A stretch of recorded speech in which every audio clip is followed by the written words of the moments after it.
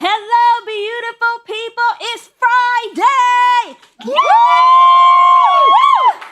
Wow, we're going to have a break. So welcome back to Point of View. 2025 has been full of jaw-dropping headlines, viral moments, and entertainment news that had everyone talking. All right, today, as we wrap up the year, we're counting down the most unforgettable moments that hit your timelines. The stories you shared, debated, and couldn't stop talking about.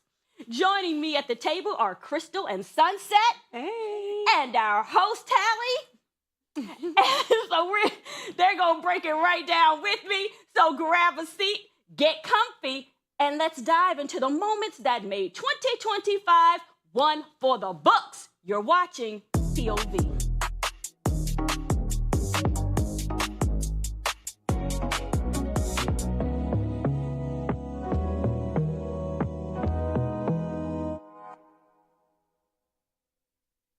I was just on here for a few minutes. Do you remember when TikTok shut down earlier this year? How did losing access to your favorite videos and creators affect you?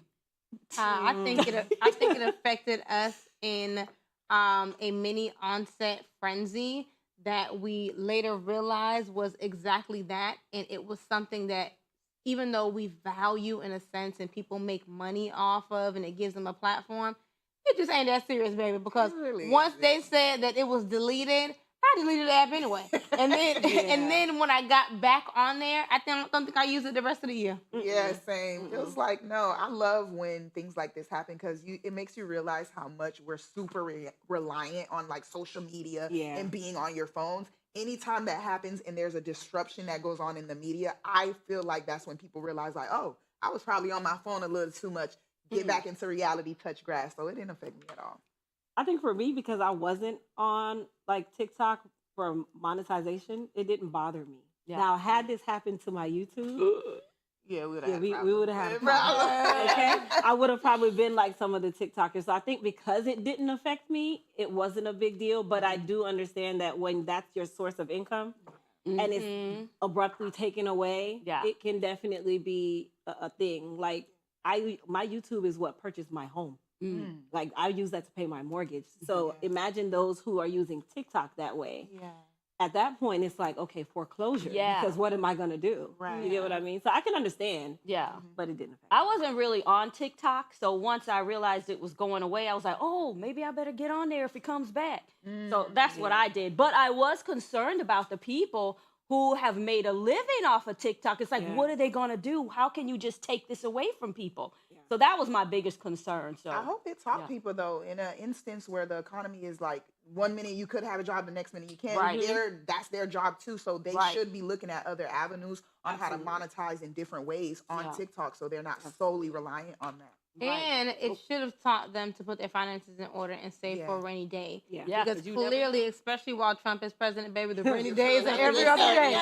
Nothing is certain. Nothing is certain. You never know if it change in a minute. Right. Sean Diddy Combs. Oh, yes. The Combs trial and sentencing dominated headlines this year. Let's talk about how it shook up conversations about accountability and justice.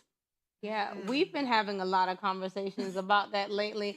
Sometimes I want to think a little more than I wanted to talk about it. But I will say that as much as we have spoken about accountability and you see it all over social media, I still don't feel like he's been held accountable justly because, supposedly next year he's going to be getting out and there's still so many moving parts. So secretly, I don't wish harm on anyone, but I hope that if he did kill Tupac and had something to do with Biggie dying, I hope he see his day in court for that. Oh, my gosh. Oh, my goodness. But remember, the trial was not really about that stuff. The docuseries. That's what I'm talking about. Yeah, but the trial itself, I'm going to be quite honest, I feel that it was unfair.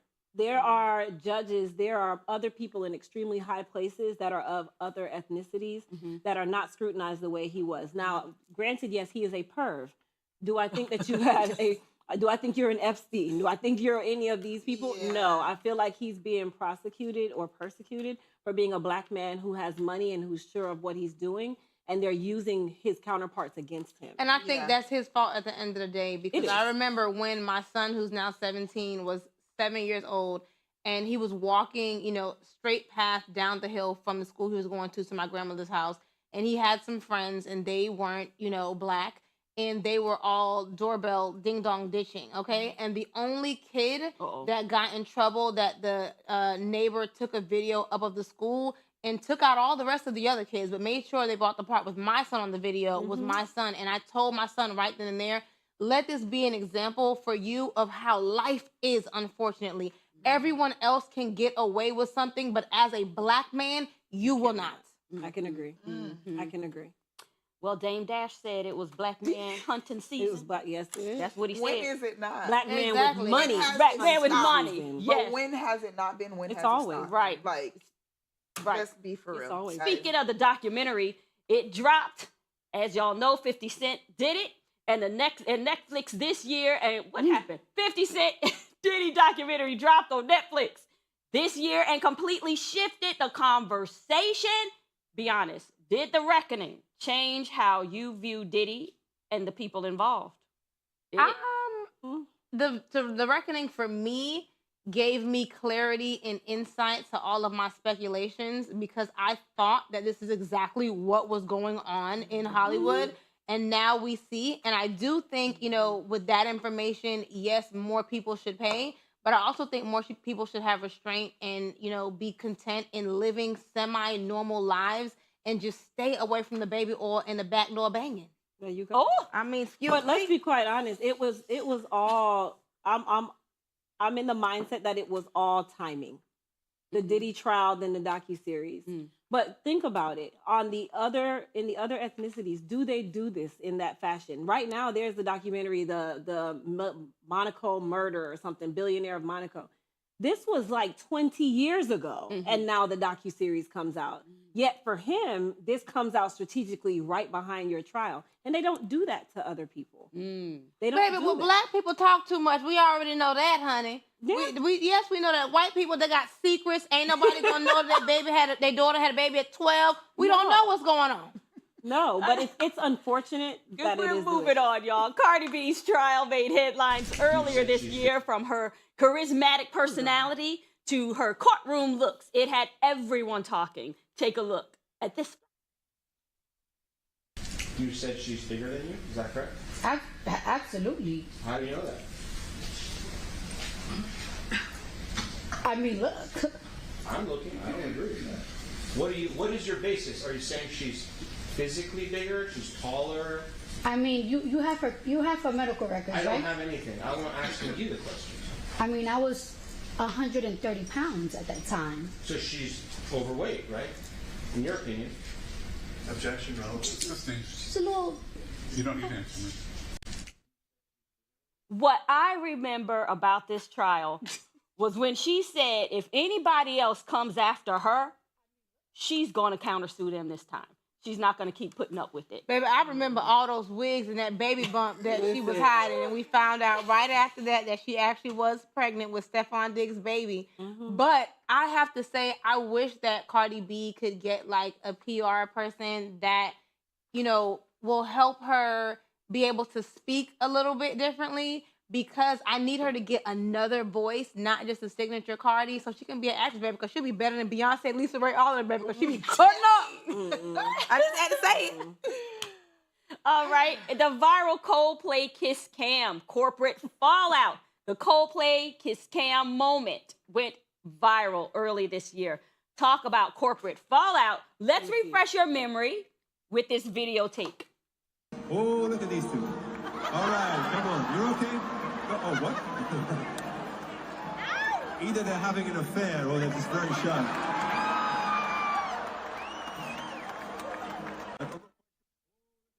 I love that for them. Wow. I love that for them. Let me tell you the ultimate payback and the pettiness in the corporate world. You get his ex-wife, Gwyneth Paltrow, to come and do the PR for this actual situation. Oh, really? Yes, his ex-wife is Gwyneth Paltrow, so they had her doing the commercials What? after this to basically bring light to it and say that they don't agree after they had already let him go or he resigned, whichever one he did.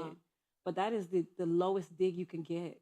Wow. Like, yeah, he really almost basically lost everything in a sense. Oh. Yeah. I love that for them, job. honey. They need to be faithful. and Well, stop she was playing just on the around. news. She's like, she's had over 500 cold calls, people threatening her, all kinds of crazy I bet they're things. saying, "Slut!" Wow. Wow. Yeah. Was Gwyneth Paltrow his wife at the time and now his ex? I don't or she think- was his ex-wife at No, the time. I think she's, I don't know. I'm not going to quote. I don't know if she's his ex. No, because that point, your ex-wife automatically that fast. No, I think that was his previous ex-wife. Okay. You know, sometimes they're married 6, 7, 10, 12, Well, that's 13 true. times. Let's talk about Jimmy Kimmel Live. When he was suddenly pulled off the air this year after his controversial comments about Charlie Kirk's death sparked outrage and a national debate.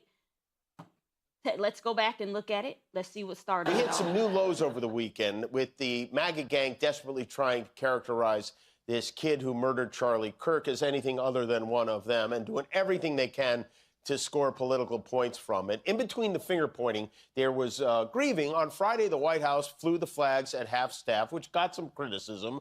But on a human level, you can see how hard the president is taking this. My condolences on the loss of your friend Charlie Kirk. May I ask, sir, personally, how are you holding up over the last day and a half, sir? I think very good. And by the way, right there, you see all the trucks? They've just started. That What can you do? classic. That was classic. Listen, that will just have go to down laugh. in history. That's it. That's it. We have to take a quick commercial break, but stay tuned. We have more viral moments from 2025 coming up right after this. You're watching POV.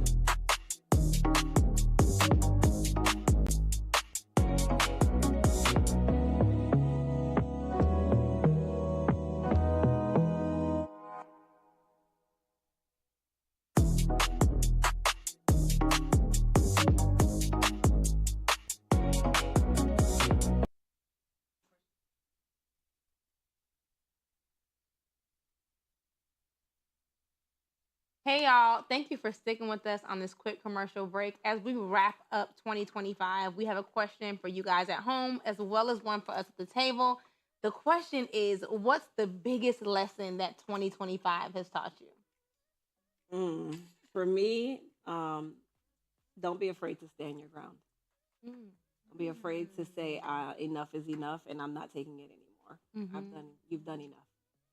Okay. I love that. For me, for 2025, for me, it's about doing it anyway. Like, I trusted myself way more this year, and leaning on my trust, which meant leaning more on God, has really transformed my life and my business. So it's really about trusting yourself is what I got from 2025. I love that. What about you, I Raquel? don't know. I didn't think about that. There's a lot of things that taught me, so I haven't been able to like hone it down to one. Yeah. But I'm gonna move past the self-doubt. I think we talked about that yesterday and what we're leaving behind, and that's what it taught me. That just do it. Just do it. Take the risk. Do it. I love that. You guys are so sweet and sentimental. For me, I would have to say that 2025 has taught me that I've always trusted my voice and I never doubted it until this year. And 2025 has taught me to value no one's opinion of me and my life more than my own. So y'all let us know what is the most valuable thing that 2025 has taught you, and we'll be right back to the show.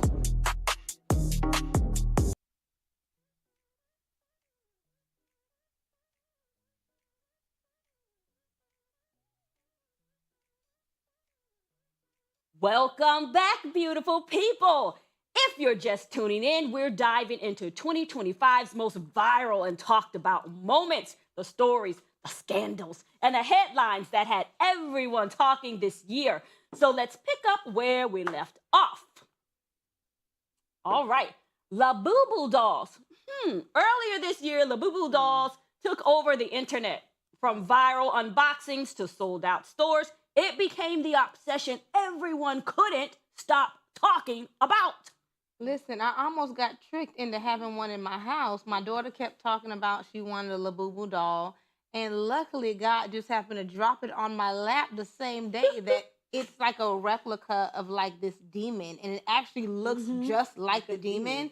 And so a lot of people were like, saying on social media that when they actually got like the real Labubu dolls, they had all of this like sci-fi, crazy, scary stuff going on in their house, and that the dolls would kind of like be in a different place, when they woke up, or the dolls' eyes would just like, turn red and all these things. So, baby, I don't play about trinkets and just things that you get from anywhere. I know that plenty of people, whether they're selling hair, lip gloss, cars, or dolls, pray over the things that they sell and that they serve a purpose. So I think that 2025 has definitely taught me to be mindful instead of always being on trend.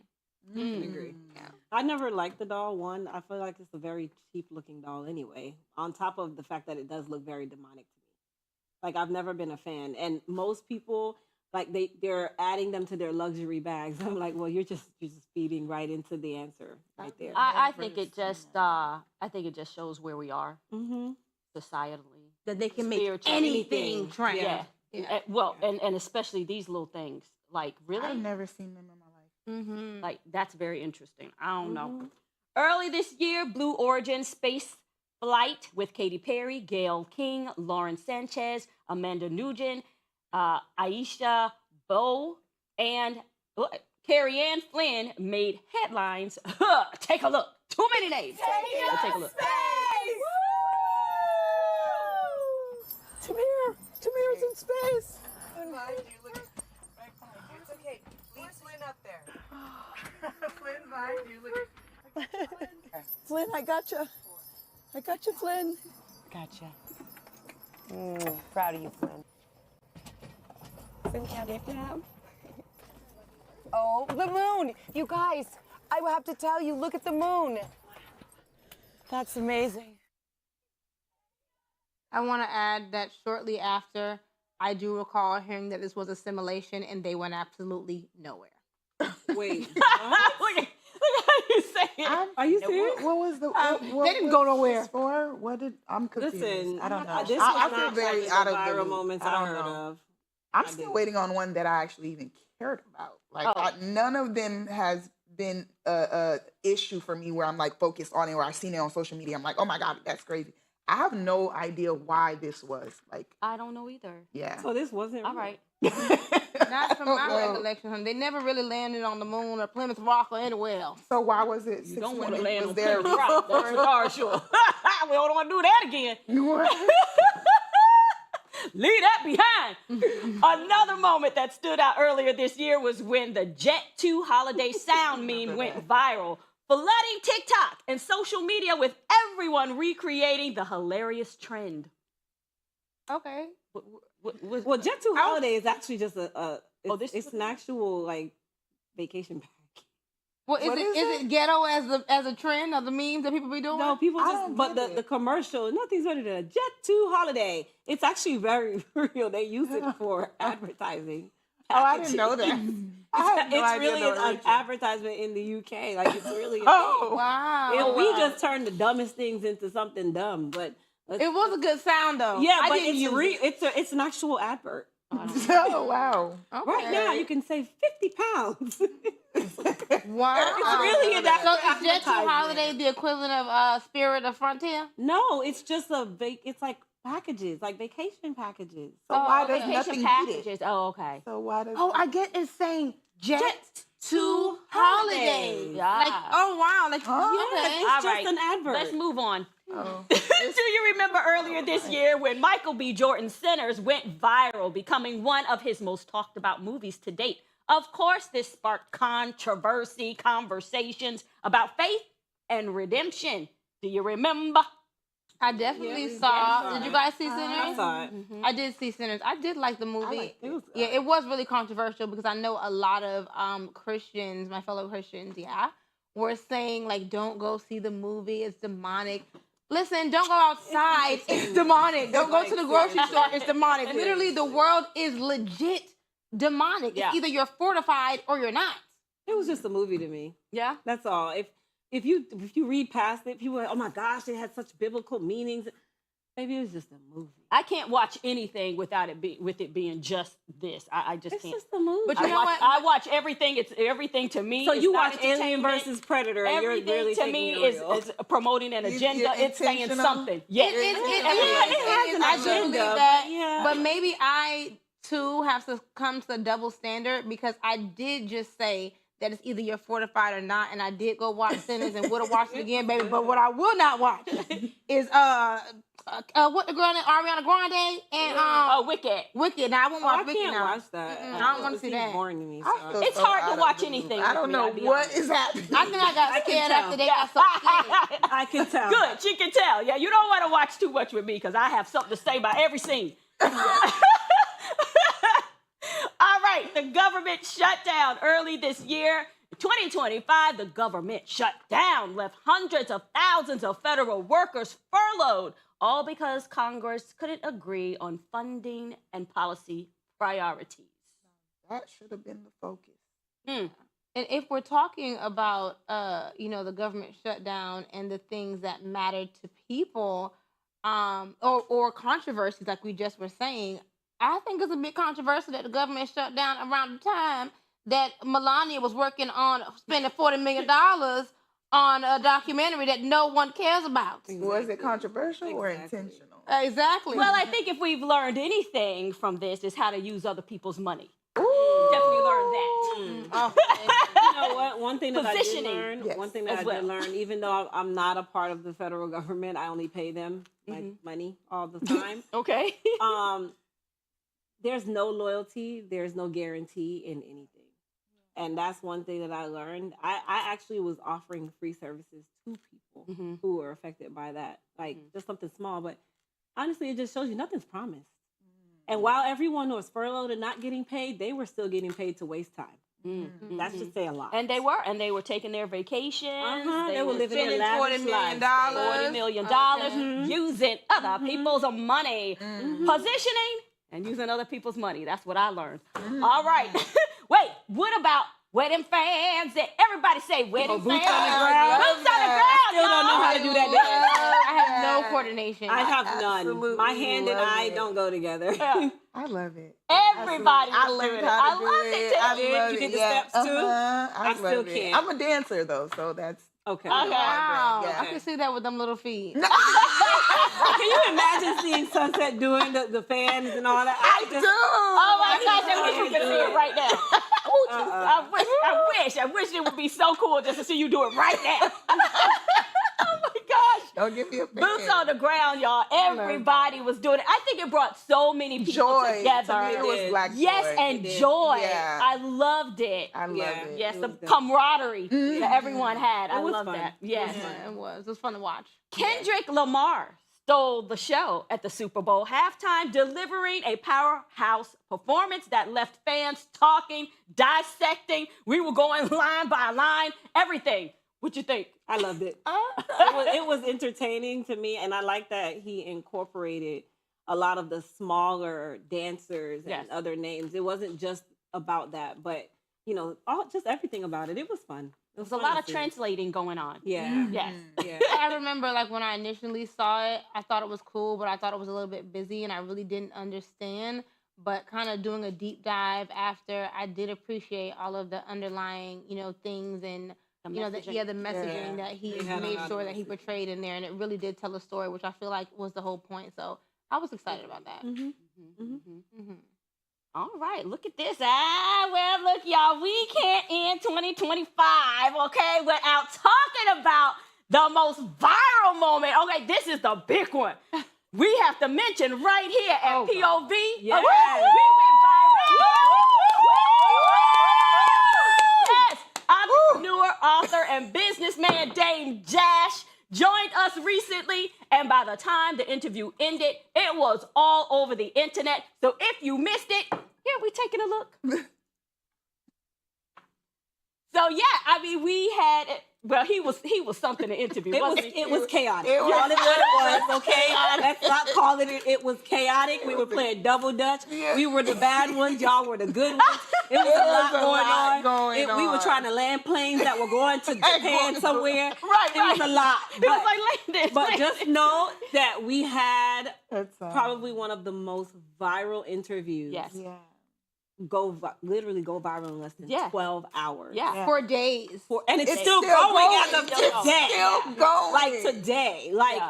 This interview, let's talk about it. Breakfast Club pulled it before anybody else. They This did. is 6 a.m. in the morning. Yeah, I'm telling Y'all, you. it was the Breakfast Club Come that on. talked about us, called us the ladies of POV. Okay. We had the shade room, Okay. talked about us. Who else? Okay. Hold on, was a lot. let's talk about it. Okay, let's talk about the it. burgundy red hat. Baby, They this said person that right here, she needs to be banned and never come she back. can never come back. She talked too much. All the burgundy hair, the red hair, she getting on my nerves. It was so But much. listen, what I do want to say is that episode was definitely a challenge, but we definitely triumphed, and I'm so grateful for Dame Dash just for stopping sure. through and having a real candid conversation with us. So, I enjoyed it. I just really thought he was a character, and it was fun jumping in and be like, "Hey, dang, whoa." Right? But just it was so a good everyone time. knows, he is a very nice He's man. a nice Yes, person. he is. Do Very not much. look into people look and say, "Oh, that's just him." Yes. He is a nice That's man. a wrap, y'all. We'll see you weeknight 7:30 p.m. only on Afro TV. Happy New Year! Merry Christmas!